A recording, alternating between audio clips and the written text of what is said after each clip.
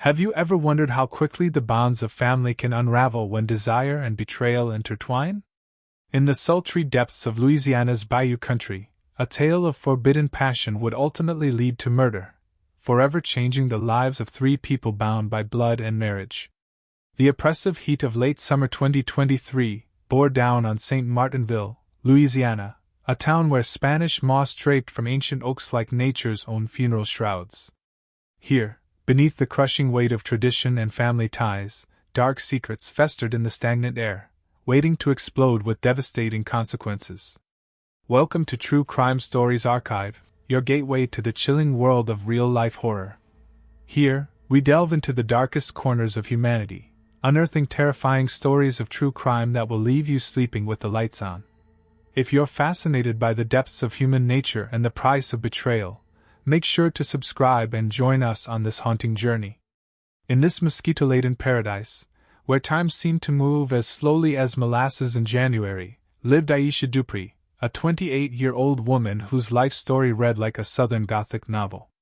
Her soft features and pensive eyes masked a soul scarred by loss and loneliness, her very presence in St. Martinville a testament to life's cruel twists of fate. 7 years earlier, Aisha's world had shattered like fine china when her mother's life was claimed in a devastating car accident. At just 21, she found herself adrift in New Orleans, a city whose vibrant energy suddenly felt hollow without her mother's guiding light. With no siblings to lean on and a father who had long since become a stranger, Aisha's future hung precariously in the balance. It was during this darkest hour that her aunt, Mrs. Loretta, extended a lifeline from the sleepy town of St. Martinville. A formidable woman of 50, Mrs. Loretta's reputation preceded her like thunder before a storm. Widowed but unbowed, she had raised her daughter Tanisha with an iron will wrapped in velvet, her love as fierce as it was uncompromising. The invitation to St. Martinville wasn't merely an act of familial obligation, but Mrs. Loretta's way of offering Aisha sanctuary, a chance to rebuild her shattered existence away from the constant reminders of her loss. The small town, with its languid pace and close-knit community, presented itself as the perfect backdrop for healing. Aisha found her niche at the local elementary school, where her natural affinity for teaching blossomed. The children's innocent adoration provided a balm for her wounded spirit, yet beneath her composed exterior lurked a profound lack of confidence that no amount of professional success seemed to cure. Life settled into a predictable rhythm, marked by early morning routines of caring for Mrs. Loretta, whose once imposing presence had begun to dim under the relentless assault of cancer. The sight of her aunt's deterioration served as a cruel reminder of life's fragility, each day bringing fresh evidence of her decline. In this household of women, Tanisha, Mrs. Loretta's only child, moved through life with an almost willful blindness to the undercurrents of tension. At 27, just a year younger than Aisha, she embodied the sort of nurturing spirit her mother had instilled in her. Yet her devotion to family would soon be tested in ways she could never have imagined. 2 years prior, Tanisha had married Desmond Johnson, a man whose charm masked a predatory nature like honey concealing poison. At 30, Desmond cut an impressive figure in St. Martinville, his tall frame and smooth demeanor drawing attention wherever he went. His criminal past lurked beneath the surface of his carefully crafted image, known but rarely spoken of in the polite circles of their small town. The atmosphere in the household shifted imperceptibly with Desmond's increasing presence. Under the guise of checking on Mrs. Loretta or running errands for Tanisha, he began to orbit Aisha like a moth drawn to a flame.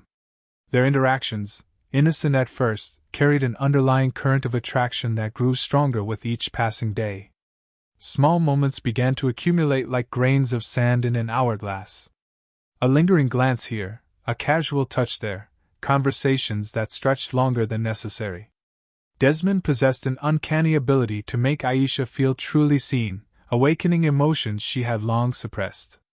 Despite her desperate attempts to maintain professional distance, she found herself drawn into his web of seduction. For Aisha, these encounters sparked an internal war between desire and duty. Every shared moment with Desmond felt like a betrayal of Tanisha, who remained blissfully absorbed in caring for their ailing mother, completely unaware of the growing intimacy between her husband and cousin under her own roof. The summer heat seemed to intensify the building tension.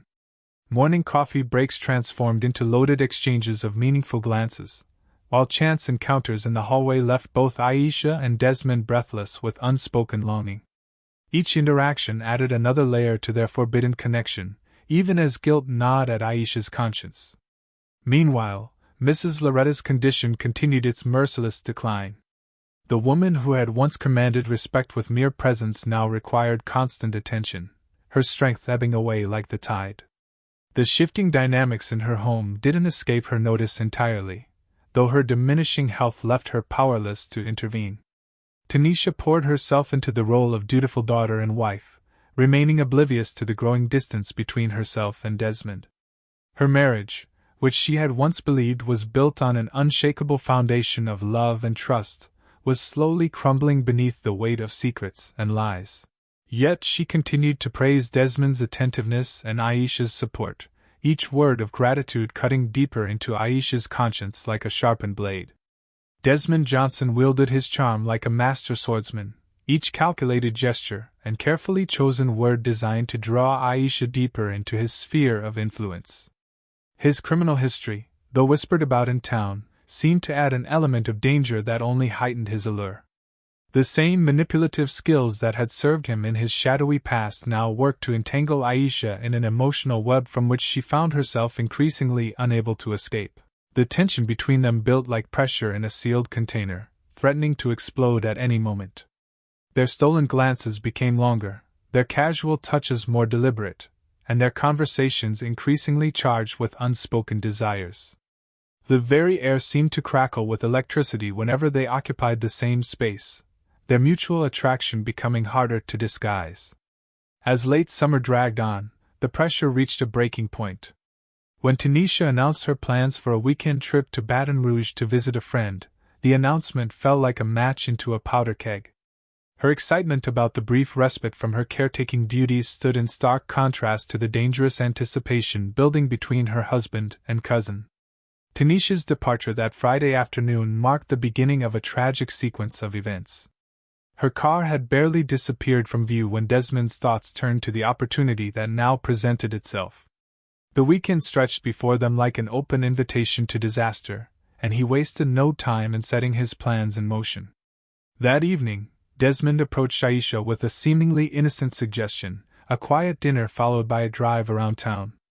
The proposal appeared harmless on the surface, the kind of activity that could be explained away as simple family courtesy. Yet both knew this evening would be different from their previous encounters.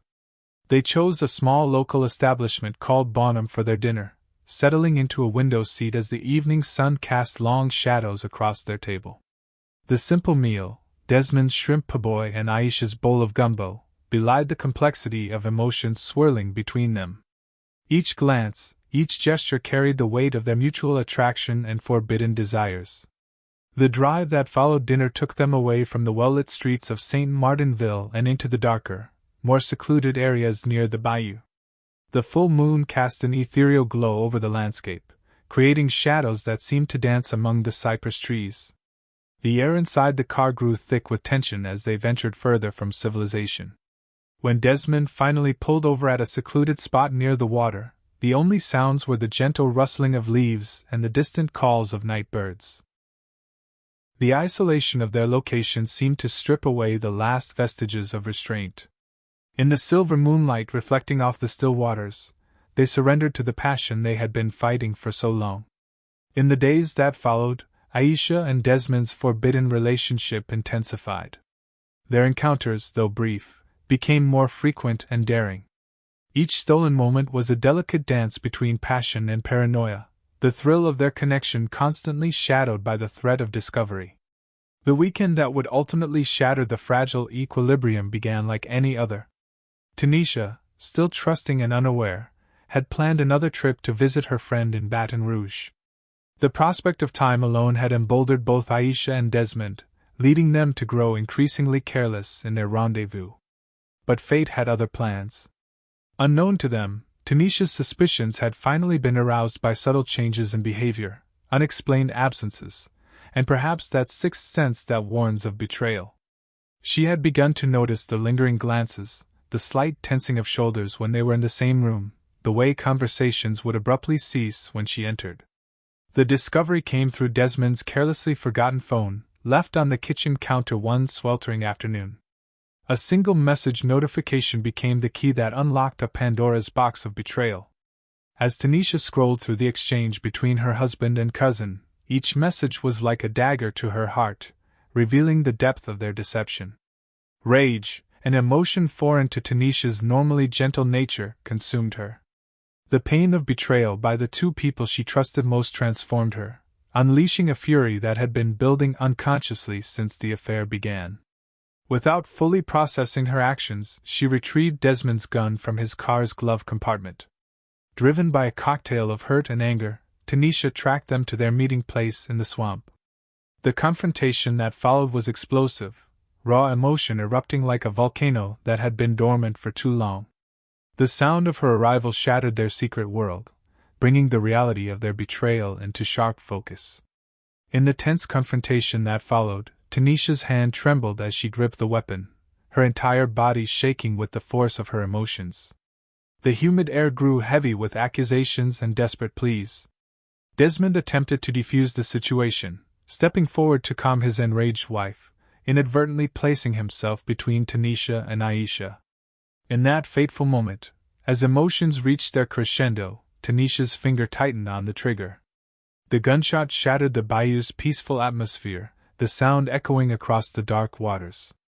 Aisha, caught in the crossfire of love and betrayal, staggered backward, her eyes wide with shock and disbelief before collapsing to the ground.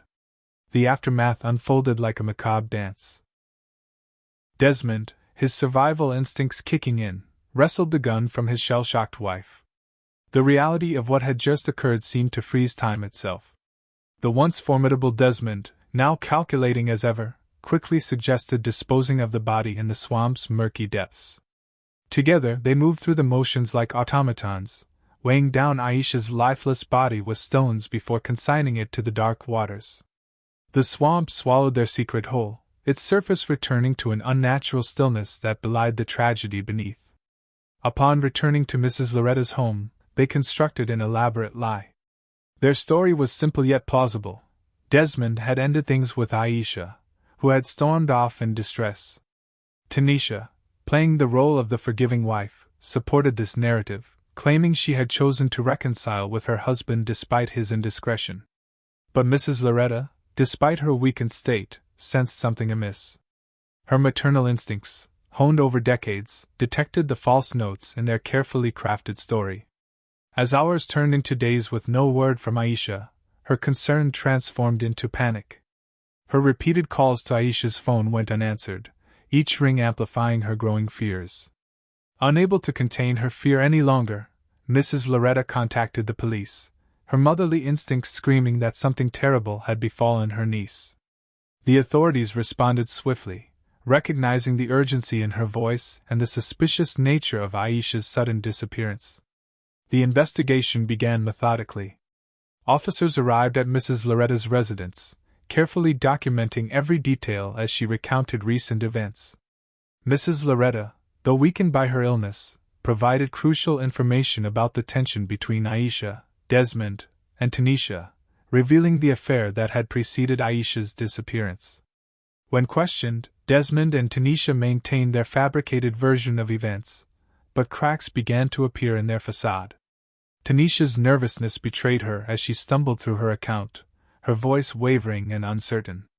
Each hesitation, each inconsistency raised red flags for the experienced detectives. The investigation intensified as law enforcement obtained warrants to search Desmond's property and vehicle. The discovery of his gun in the glove compartment proved to be a crucial breakthrough. A forensic examination revealed a single bullet missing from the magazine, and subsequent tests detected gunshot residue on Tanisha's hands and clothing. The evidence mounted steadily. Analysis of cell phone data traced their movements to the remote swamp area on the night of Aisha's disappearance. The final piece fell into place when cadaver dogs, brought in to search the area, led investigators to a shallow section of the swamp where Aisha's body had partially surfaced, despite the stones used to weigh it down. Confronted with overwhelming evidence, the facade crumbled. Tanisha confessed to shooting Aisha in a moment of blind rage, while Desmond admitted to helping conceal the crime.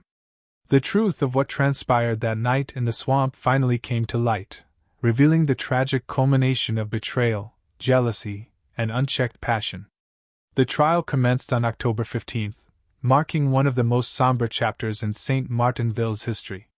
The courthouse became the stage for a tragic drama that had captivated the small Louisiana town. Mrs. Loretta, her body ravaged by cancer but her spirit unbroken, attended each day of the proceedings, bearing witness to the final act of a tragedy that had destroyed her family. The evidence presented painted a clear picture of premeditation and cover-up. The prosecution meticulously detailed how Tanisha had discovered the affair through Desmond's phone messages, retrieved his gun, and tracked the lovers to their meeting place in the swamp. They highlighted the calculated nature of the body's disposal and the elaborate web of lies spun to conceal the crime. The courtroom fell silent as the verdicts were delivered. Desmond Johnson, the manipulator whose actions had set these tragic events in motion, received a 15-year prison sentence for his role in covering up Aisha's murder. His superficial charm offered no protection against the weight of justice. Tanisha's sentence was more severe. The jury found her guilty of first-degree murder, and she received life imprisonment without the possibility of parole. The once gentle woman who had dedicated herself to caring for her ailing mother would now spend the remainder of her days behind bars, haunted by the consequences of her actions. For Mrs. Loretta, the verdicts brought a bitter mixture of justice and heartbreak. She had lost not only her beloved niece but also her daughter to the prison system. The close-knit family she had worked so hard to nurture lay in ruins, destroyed by a toxic combination of desire, betrayal, and uncontrolled rage. The case serves as a haunting reminder of how quickly passion can turn deadly, how betrayal can transform love into hate, and how one moment of violent rage can destroy multiple lives forever. The waters of the bayou still hold their secrets, but the tragedy of Aisha Dupri, Tanisha Johnson, and Desmond Johnson continues to echo through the streets of St. Martinville. This has been another episode of True Crime Stories Archive. If you found this story compelling, please like and subscribe to our channel for more true crime narratives that explore the darkest corners of human nature. Share your thoughts in the comments below, and join us next time as we uncover another chilling tale of love, betrayal, and justice.